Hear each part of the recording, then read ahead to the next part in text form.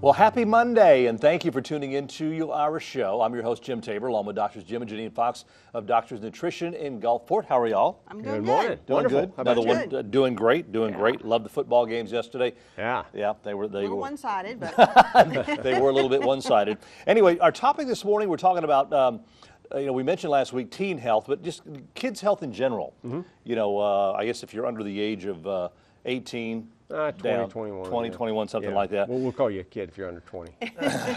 We're old. We can do that. That's right. We can do that. Yeah, that's right. right. We're mature, shall we speak. But, there are a lot of things that, as you age, you deal with things differently. Excuse me, my earpiece is coming out there. But you deal with things in a different basis. Yeah. I mean, as far as how you deal with your health. So, and there's a lot of things that I guess as a youngster that you need to watch out for, or parents need to help you because you're too busy out there just having a good time and all this. Well, I think one of the biggest things that Janine and I see clinically, okay, in other words, not necessarily looking at the research, which is kind of interesting, by the way, and we'll talk a little bit about that, but clinically, we see a lot of parents that they're bringing their kids in to us, young adults, and they're saying, okay, they're complaining of being tired and fatigued a lot, way too much for say a 16-year-old or a 15-year-old.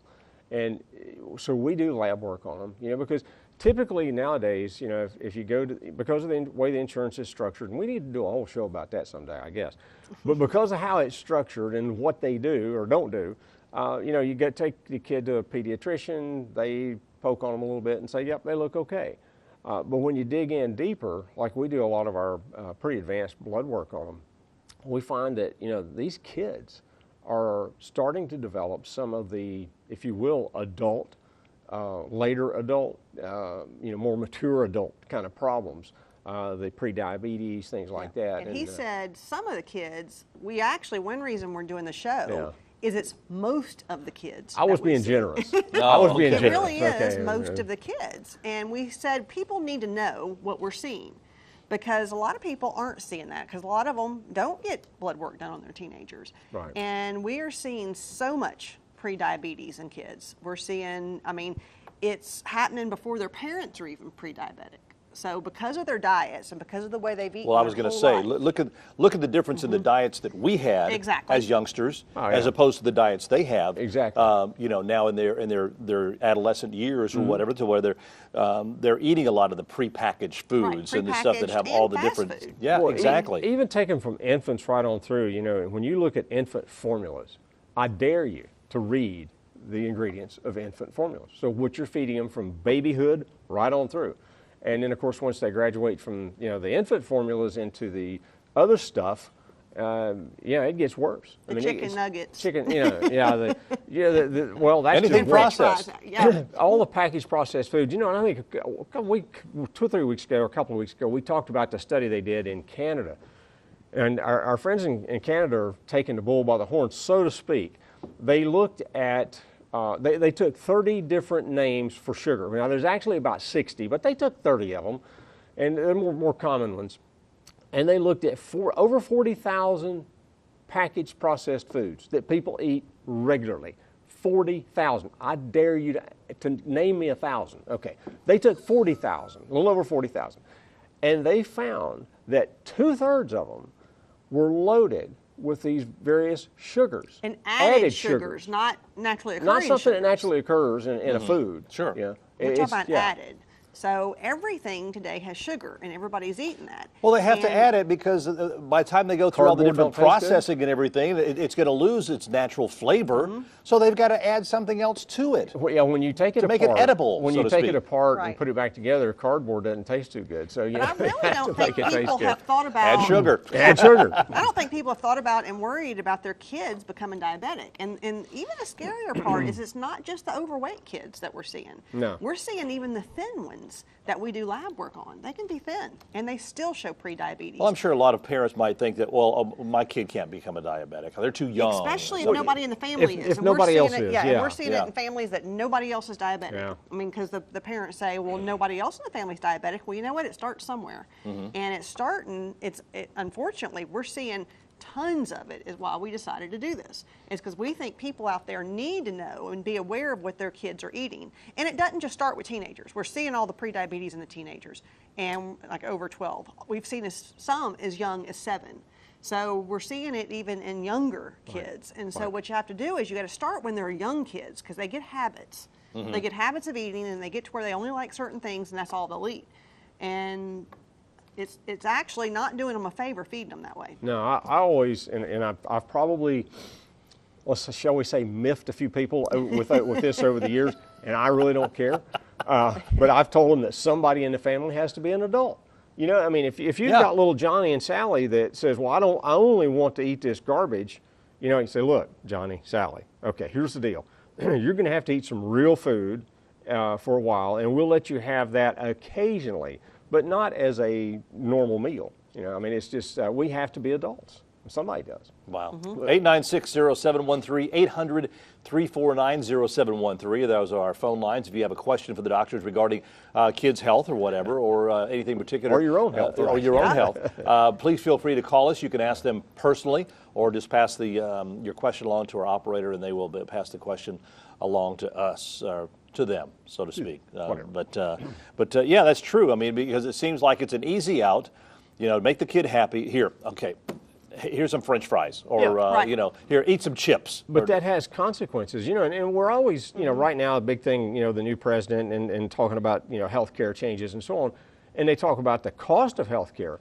Well, when you start having these young people, you know, these kids, you know, that are starting to develop these quote unquote adult problems as kids, by the time they become adults, you know, 10, 15 years down the road, our healthcare system is going to be so overwhelmed that there's nobody can put a name on it and call it a, you know, healthcare. I mean, it's not. There's nothing going to be affordable about it. I promise you. It's going to keep the cost. The more health problems people have, the more insurance has to go up in order to cover everybody. Yeah, somebody has to pay for it. Somebody has to pay for it because insurance companies are for profit.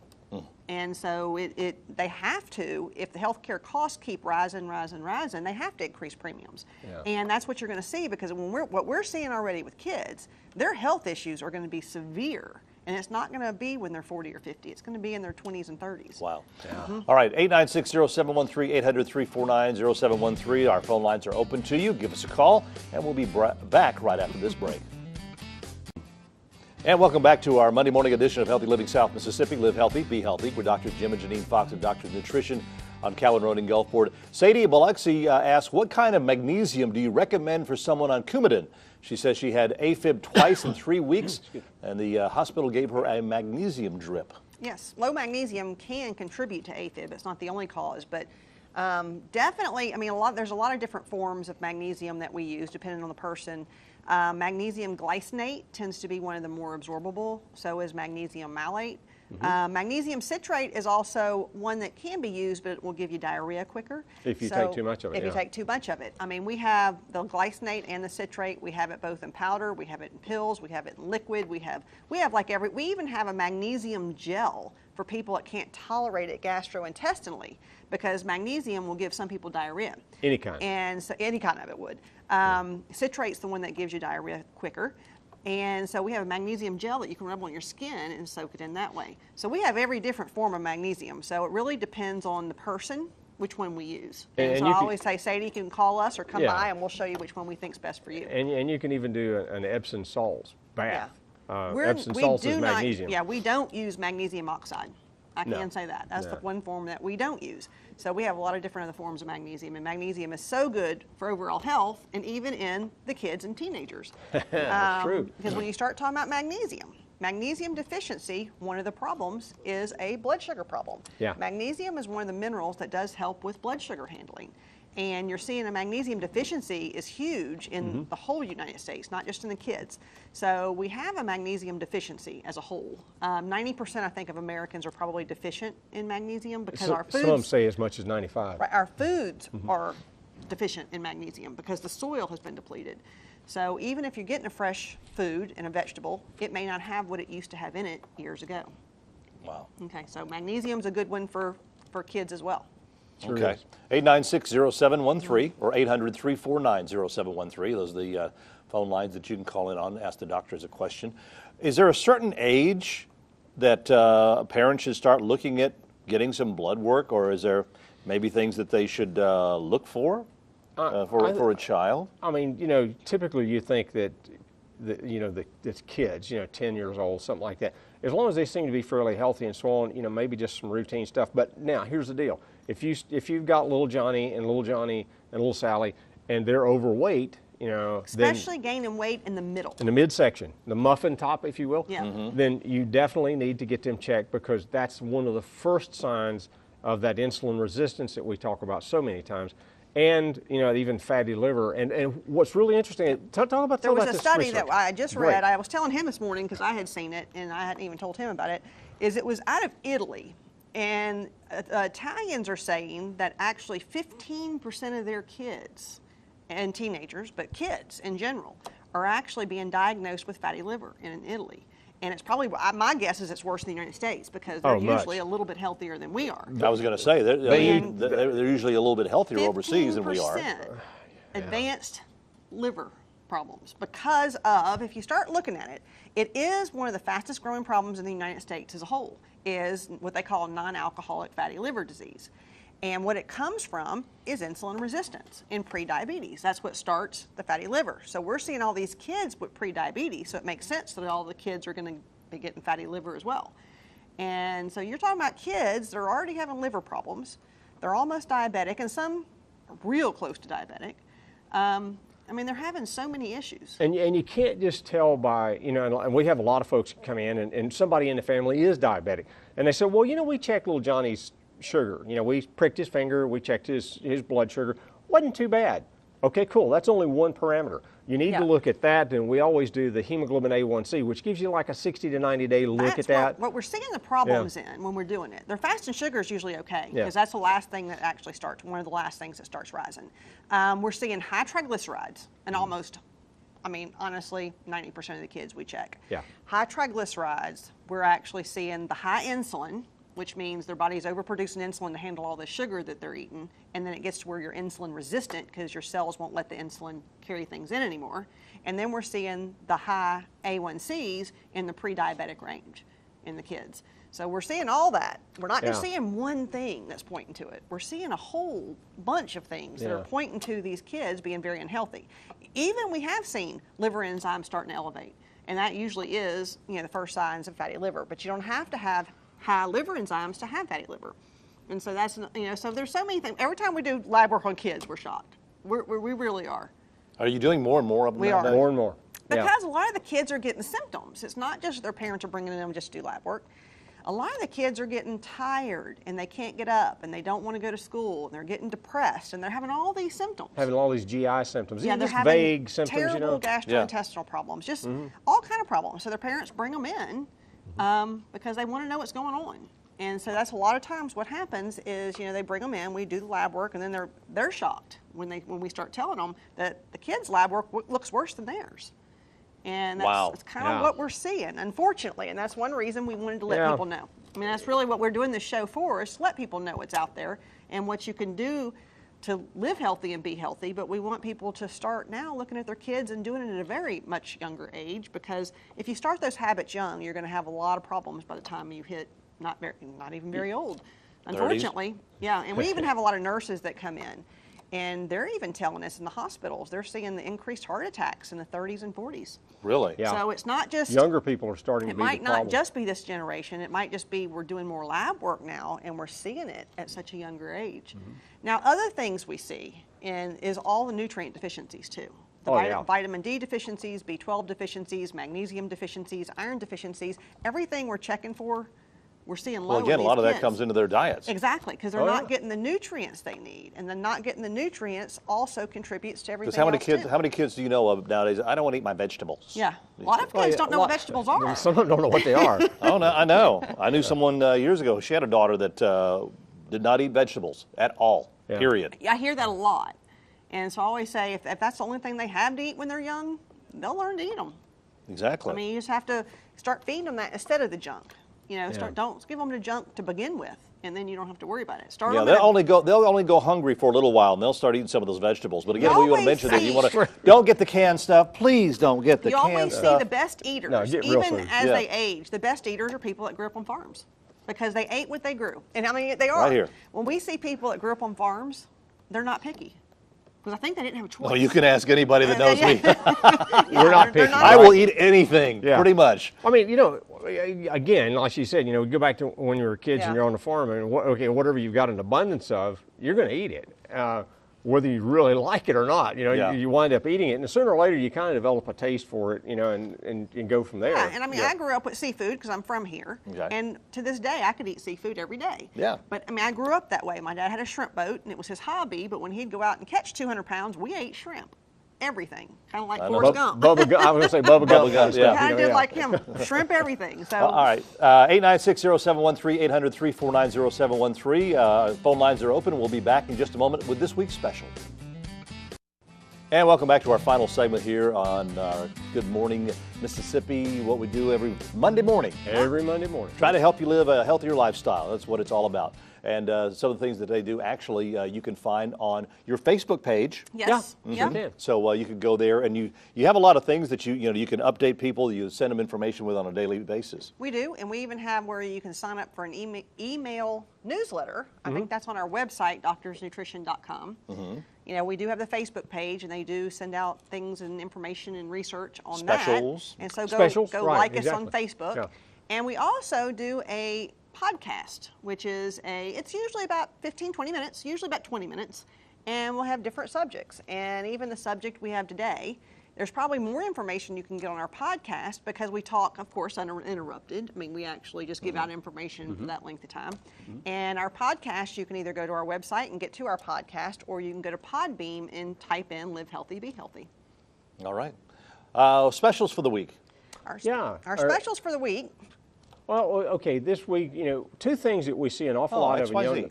Huh? Yeah, XYZ. XYZ, right, yeah. Jim likes That's to call what he it calls XYZ.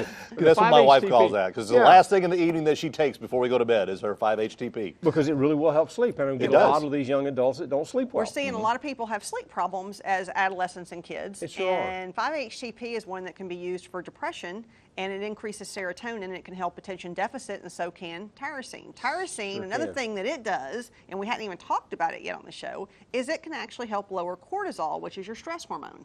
And that's another thing that we're seeing elevated in kids. So we're seeing the kids have high stress hormone, and that's causing a lot of their anxiety and their symptoms also. And there's no doubt that it's much more stressful to probably be a kid today. You know, I mean, when back in the olden times, we didn't have cell phones and tablets and things, you know. So And Facebook. yeah, Facebook. Oh no, they haven't. She hasn't called me today. What am I going to do? Yeah, I mean, you know, it's like Sorry. yeah, that's it. Yeah, so kids do have more stress today. You see them a lot more stressed out. And the cortisol we see is, you know, we're not talking about like Cushing's, which is Yeah. a cortisol disease. We're not talking about that. We're just talking about a little bit higher than normal cortisol, which will make you feel anxious. And it will also elevate blood sugar. So it's one of the things that's contributing, I think, to the kids having the problems with blood sugar. Yeah, no doubt. And of course, if you have if you're taking anything else like an antidepressant, you shouldn't take. You cannot take the take- 5-HTP. Yes, With yes. antidepressants, you cannot take 5-HTP. Ted from Picayune says, "My kids eat junk mostly. If there was one food you would recommend them to eat, what would it be?" Oh, I don't know about one food, but Well, I would say first thing they're your kids. Yeah. Real so- food. I Real would food. say Yeah. go to real food, which is if it's real, eat it. Now, not packaged processed, right. basically. I Fish mean, is a great food for protein. I mean, your broccoli, your squash. yeah, any I mean, vegetables. All your vegetables. I Nuts mean, and nuts seeds and are seeds are something they usually great will snack. eat. Yeah, So if that's they actually want something- a snack or something like that, I tell you, I keep almonds in Right. my Almonds, desk. cashews. And even celery with some like no sugar peanut butter or almond butter or something like that, that's actually a really good snack. And if you get the kids eating it young, a lot of kids do like nut butters. And so it's something that you can get them to eat, but get the ones with no sugar added. And every grocery store has them out there. You don't they have to do, get it yeah. at a health food store. Every grocery store has the nut butters that don't have sugar added. So that's something really good that you can get kids to start snacking on instead of the junk that they eat. Yeah, it's just about, you know, Ted, it's about kind of phasing that out, you know, and start, you know, adding one thing at a time. Anything that's Yeah. not a packaged processed food, you know, start adding that back into the diet, you know, and if you do that, you know, it's a learning process. You know, they learn to eat the good foods. And it's not just your kids that are eating the junk. It's No, most it's of the everybody. kids out there are eating the junk. And, you know, that's why I say, you know, you really got to start changing it or they're going to have some really severe health problems. You know, I think one of the things that we hear an awful lot of times, and you hear about this debate about healthcare and everything is, you know, everybody needs, you know, deserves healthcare. Everybody deserves access to healthcare, I agree. But the thing about it is we all need to take responsibility for our own health. And of course, obviously, if we're, you know, a dad, we need to take responsibility for our kids as well. All right, Aaron from Gulfport says, my kids won't drink milk. Okay. What would be a good alternative, and is milk important in kids' diets? Not really. Not necessarily. Because there was the old thing when, you know, when I was a kid or whatever, when we were children, you know, you got to drink your milk. You know, your vitamin D, you got to have that vitamin D for strong bones. And Actually, they're finding out sunlight is a much better place to get vitamin D than milk. So the kids need to play outside. I mean, actually, that's to true. get your vitamin D, get your kids outside, play in the sun. Another thing is you can get calcium from greens. And so water is what you need to be drinking and not all the juices. So even if they don't drink milk, don't make them drink juice because that's nothing but sugar and that's contributing to the problem. But you don't have to drink milk to be healthy. No. I don't drink milk. Some people do the almond milk just to have an alternative, but if they don't like regular milk, they're probably not going to like it either. And I don't think they have to do that. They need to eat real food. what about the organic milks? If you're going to do milk, you want organic milk. No doubt. Because that's what I drink, I'll Yeah. admit. Because I've loved milk since I was a kid. Yeah. So, you know, I will drink organic milk. Yeah, and we're not saying you can't drink milk. I'm just saying if they don't, you know, that's not the thing to fight them on. You want to fight them on, make them drink water and make them eat real food. Yeah, choose your battles. your battles, yeah. Yeah, exactly. exactly. So I don't think you have to do the milk. Yeah, but milk's not- Do, dairy do is the not- good foods. Try to get them to do some greens. That's one thing kids don't get any of. And like I said, for the vitamin D, get them out in the sun. You know, a lot of people have dairy allergies. Yeah. And so, you know, it can really be, you know, bad on you. So, you know, like I say, we don't force, you know, I don't believe that pushing dairy is such a good idea on them. If they don't like it, cool. Yeah. Greens, you know, like I Yeah. say, Start eating other things. other things. Yeah. Even nuts and seeds, things like Find that. things they do like that are real food and give them those. I mean, what you want to, you know, you definitely got to get away from the junk. So don't give them junk instead of milk. Like I Right. said, and don't do a lot of the juice either, because juice, they're finding out there is study Not full of after sugar. study after study coming Well, out it's you know, that shows it's just as bad as the it's cold high drinks. fructose. I mean, you know, if you take an 8-ounce glass of orange juice, you might as well drink a soda, because you're getting about the same amount of fructose as you'd get in a soda, and that's not good for you. And I always say, eat an orange, don't drink orange juice, Right. because it might take 10 oranges to get a glass of juice to where you're only going to eat one. And when you eat that one, you get the fiber and you get Right. everything that goes with it. You don't just get the sugar. When you squeeze it, you're just getting the sugar. And like you said, you'd have to squeeze a whole lot to A get whole bunch. lot, right, get a- and way too Yeah. many at one time. Exactly, Yeah. way too much sugar. Yeah. So people just got to change what they do. Yeah, that's and it's, you know, you start with your kids as far as you know, And if they helping see them you doing make a it, they're decision. going to do it. So Exactly. we always recommend when people bring their kids in for the whole family to change, because you can't tell them they can't have it and then you're eating in front of them. Yeah, if you're sitting there with the chips, I mean, come on now. Years ago when my daughter was little, she would sit at the table and we'd be eating something and she'd say, "Do I like that?" And it might be something that I love, but her mother didn't love, and her mother would say, "Well, I don't like it," and she wouldn't eat it. And I finally told her, I said, "Let her develop her own taste." Exactly. Yeah. And now Nikki pretty much eats everything that I do. You can visit Doctor's Nutrition at 721 Cowan Road in Gulfport. What are we talking about next week? We're talking about gut health and how you can make your gut healthy coming up 2017. All right. That's always very important. So again, they're located on Cowan Road in Gulfport, just south of Pash Road. If you like to stop by, they're open 10 to 5:30 Monday through Friday, 11 to 2 on Saturdays. And the doctors are in Mondays, Tuesdays, and Thursdays. Dr. Bull is there all week long. Yep. Every day. Have a great day.